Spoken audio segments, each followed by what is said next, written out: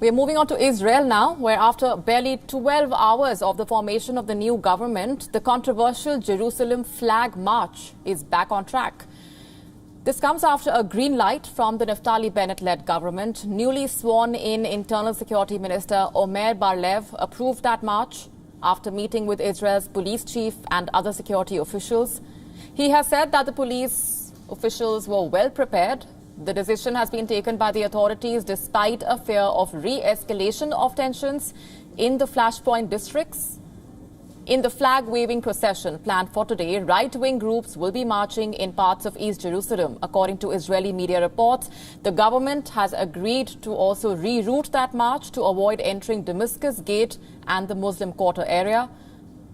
Hamas has responded to the decision as well and vowed to respond if the march goes ahead.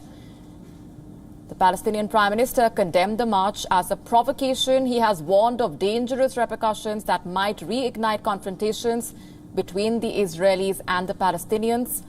The U.S. Embassy in Jerusalem has prohibited its personnel and their families from entering the old city. Remember, the march was scheduled to take place last week on Thursday. It was called off due to a disagreement between the police and organizers of the march. Rallies by right-wing Jewish groups last month raised tensions in the flashpoint areas of Jerusalem, with rock-throwing Palestinian demonstrators prompting a police intervention in Al-Aqsa Mosque compound. The so-called March of the Flags, presenting a crucial test for the coalition government. The 11-day conflict between Israel and Hamas killed 260 Palestinians and 13 Israelis last month.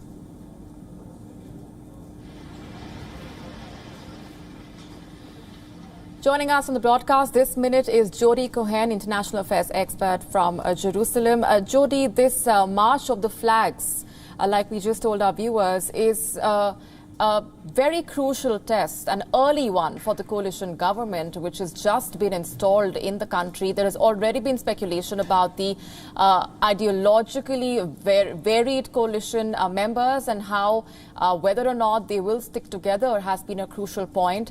Give us a better sense of the reactions on the ground.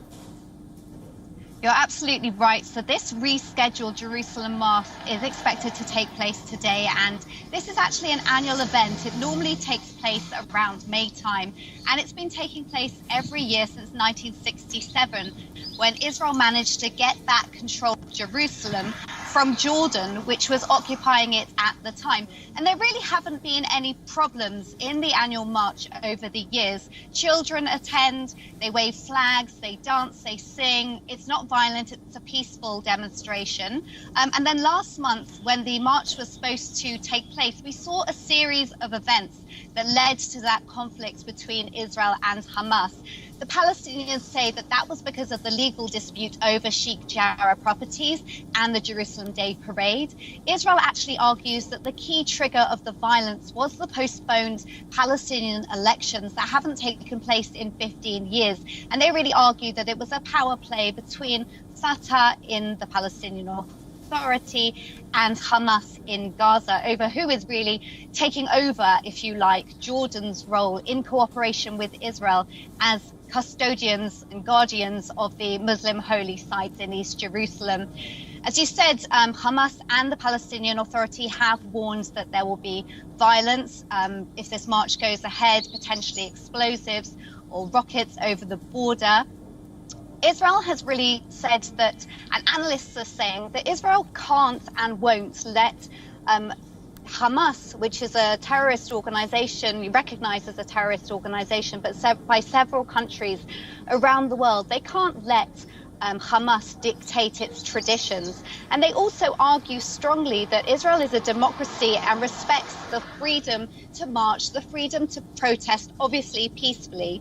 And they have redirected the route of this traditional mosque so that they're avoiding going into the Damascus Gate and the Muslim quarter of the old city in order to ease tensions. But as you say, this is a major test of this new coalition government, which only came into power yesterday and is a coalition of right-wing, centrist, left-wing, far-left far left and Arab parties, and even Mansour Abbas, who is the head of the Ram party, which he says represents the Arab communities in Israel. It's looking like he's not going to bolt the coalition over this issue. Jody Cohen, we're leaving it there for the moment. Thanks very much for sharing those perspectives with us.